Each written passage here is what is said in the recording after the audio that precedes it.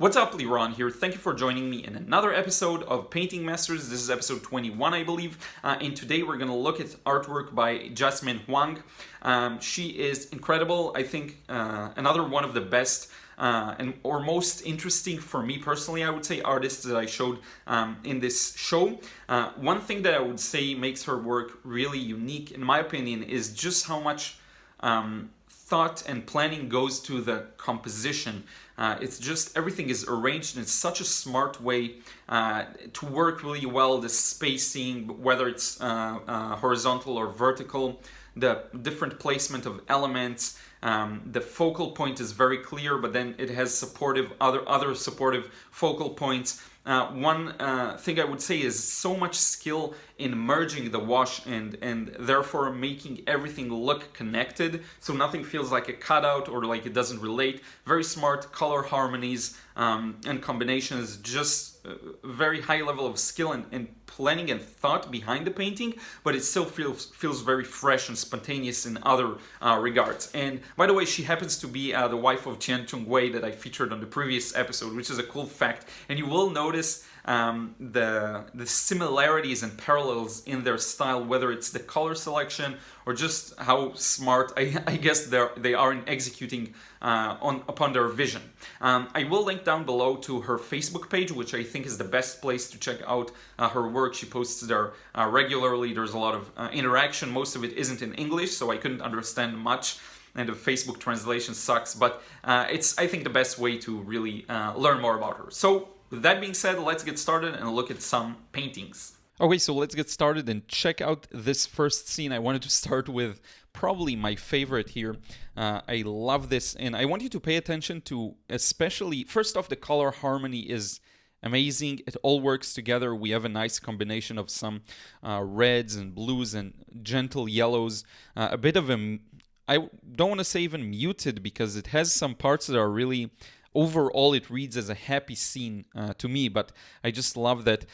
Notice how, if we go over the composition first, let's start with the basics. So there's a clear center of interest here to the left, this guy, and this is a scene from Venice, obviously.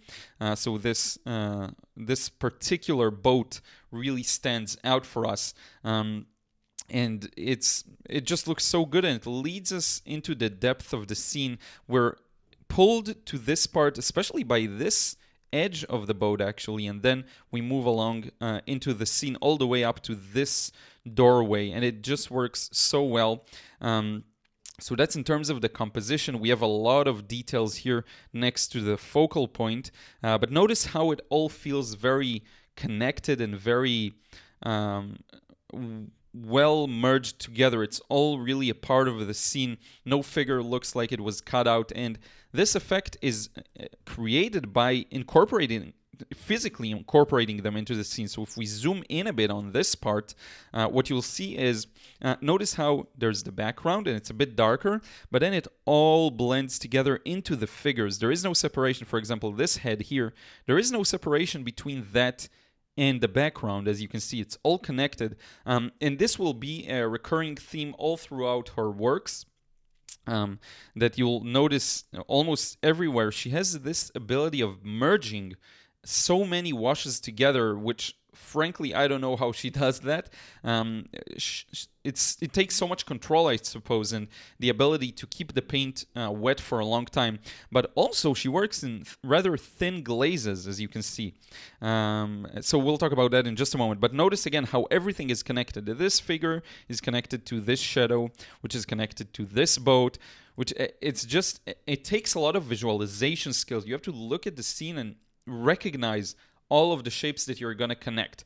And that takes a lot of time and practice just to tell. For example, let's look at this part here. We have this beautiful diagonal shadow, connects to the window, connects to this pole that she does very lightly to push to the background, so it doesn't pose any competition to the other poles sticking out of the water. What else? There was something else that was very interesting that captured my imagination. Notice how beautiful the blues look on top of the yellows. Now let's talk about the thin glazes she seems to be working with in this one. So notice how she brings out these kinds of details brick-like elements here just by layering a bit of very gentle brown or red or burnt sienna or something like that on top of that more yellowish, still muted yellow wall. A lot of thin glazes, and you can tell because of the watercolor's transparency here as well. Notice how there's blue on top of maybe a lighter glaze of blue on top of an orange brown muted color. There's a lot of splatter here that works really well, and it just works together spectacularly. We're gonna talk a lot about this one, but with the next paintings I'm gonna blast through them. Now, one last thing I want to note that has to do with composition and arrangement of elements. Notice how none of the distances are equal. So you've got the distance from, if we look at the major shapes, we have this kind of water area, structures area, and then the figures in the boats. Now notice how the distance between the boats isn't equal if we actually look from the left edge to this boat, then from this boat to this boat, and then from this boat to the edge.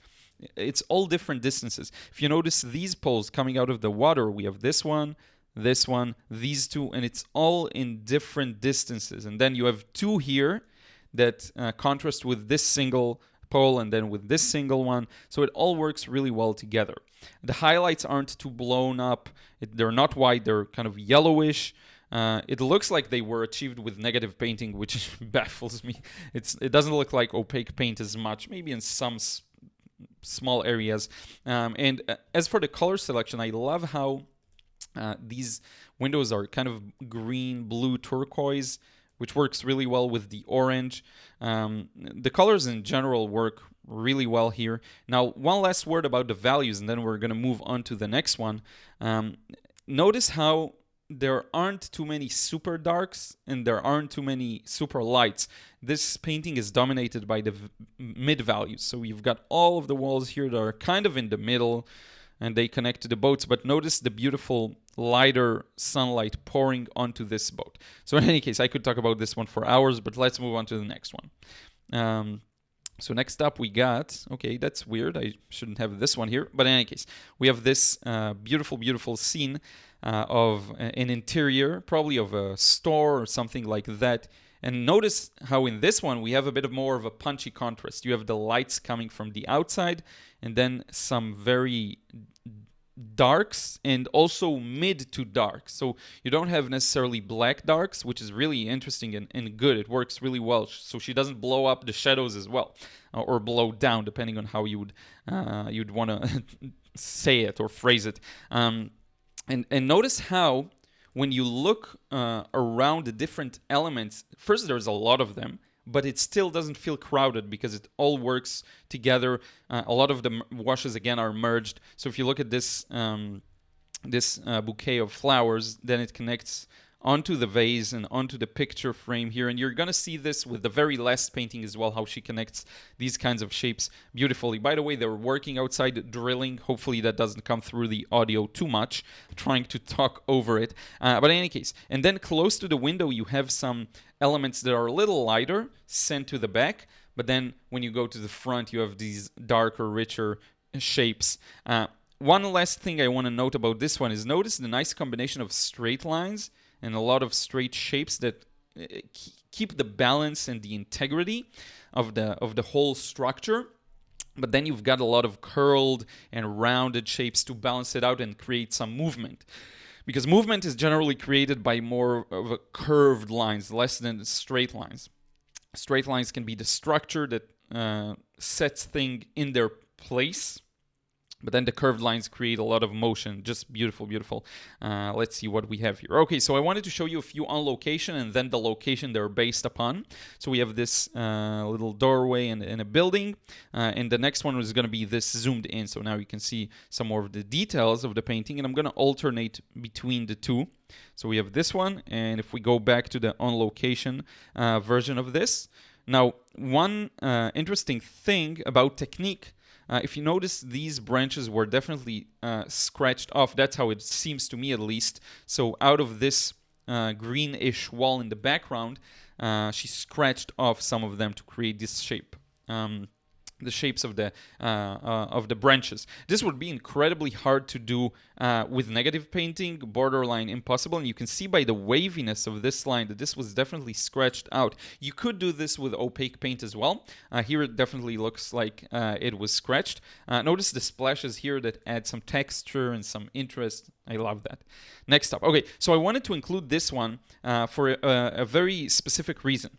I recently learned how in order for an artwork to look good, it actually has to work on a primal abstract level before it works when you add the details and realism to it. And this is a great example of a composition that works without having too many details on it. The colors work, the placement of the different elements work, and it just looks really good. And it is so abstract. I don't know if she meant something in particular by it. Maybe I'm missing something, and you let me know in a comment down below if I'm an idiot. But when I'm looking at it, it looks so abstract, but it works. On top of that structure that works, you can build upon with more realistic elements, if that makes sense. So sometimes you'll see a painting that's very realistic looking. You can tell what you're looking at, but for some reason it doesn't captivate you as much.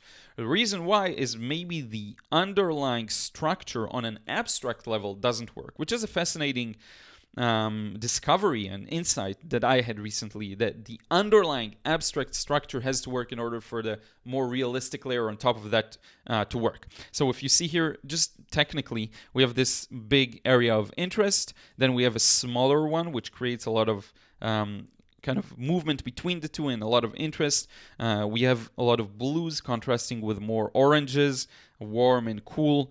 That's beautiful. I just love that. I'm not that big on analyzing abstracts because I'm not that experienced in it, but this is as much as I have to say. There appears to be on a technical level some scratching here, some splashing or blotting the paint onto the paper.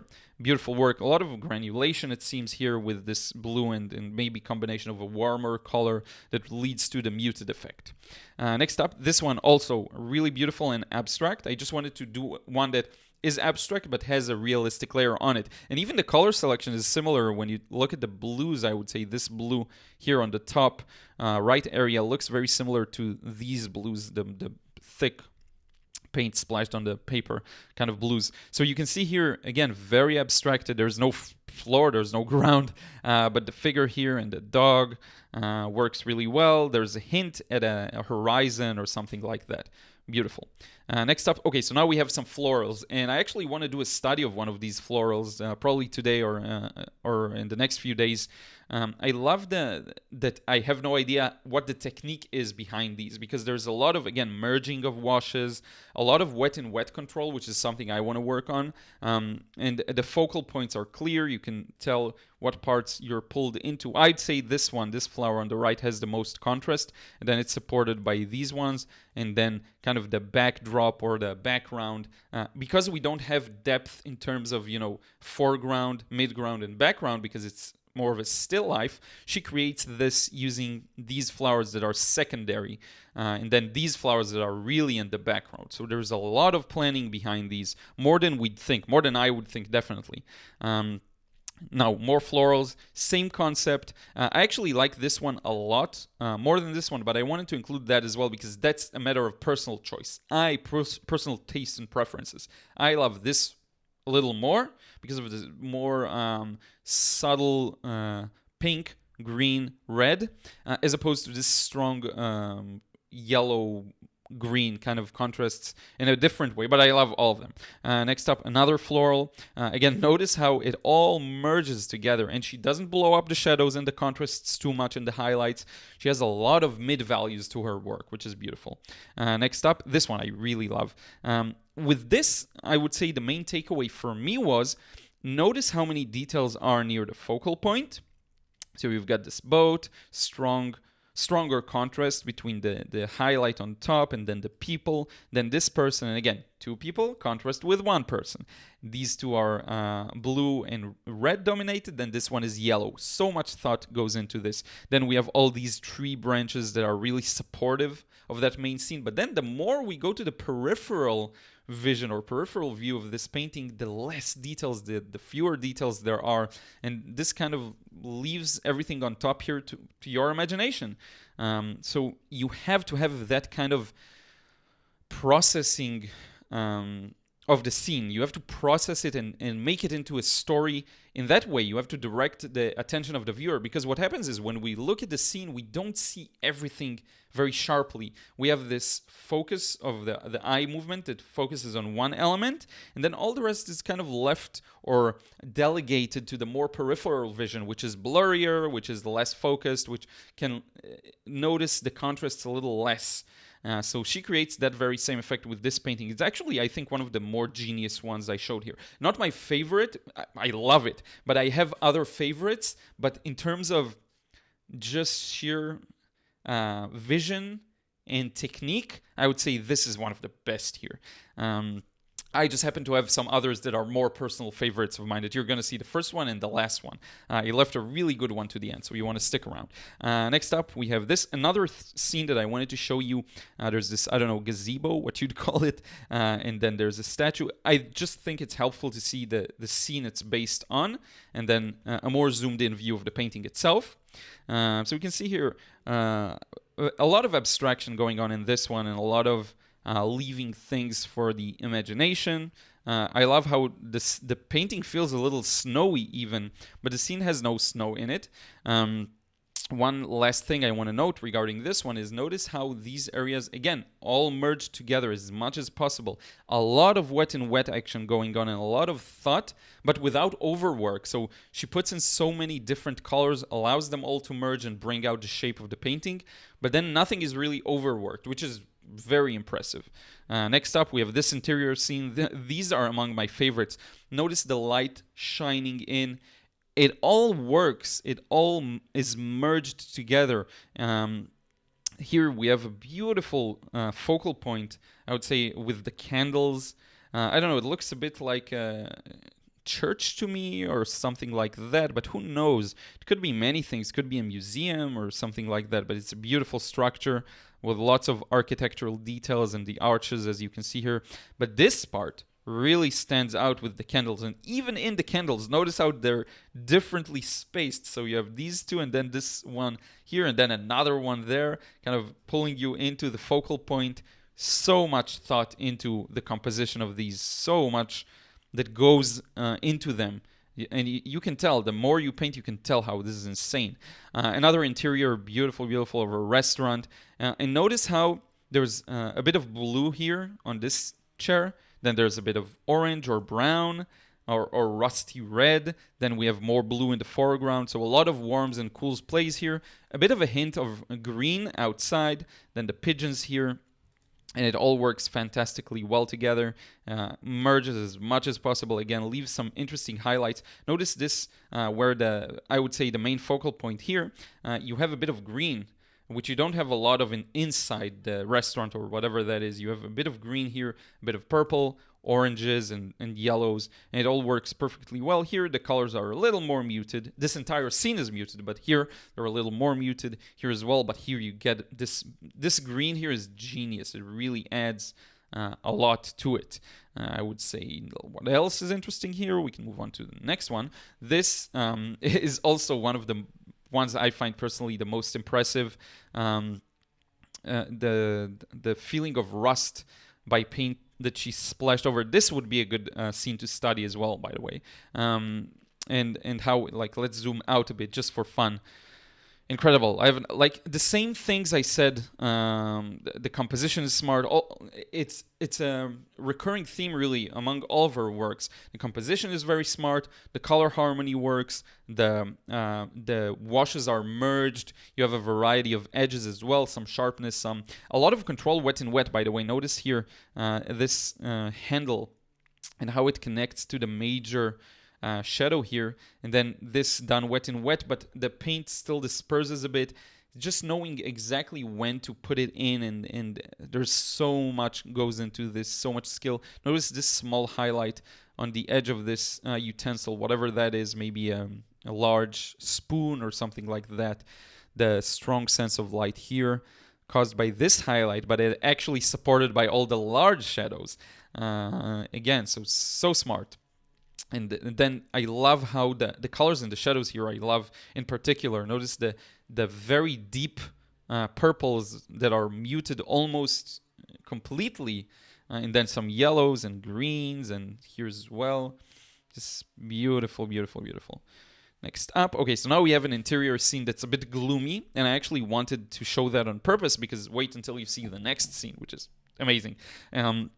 Here I would say what impresses me the most is all the small details on the bottle here.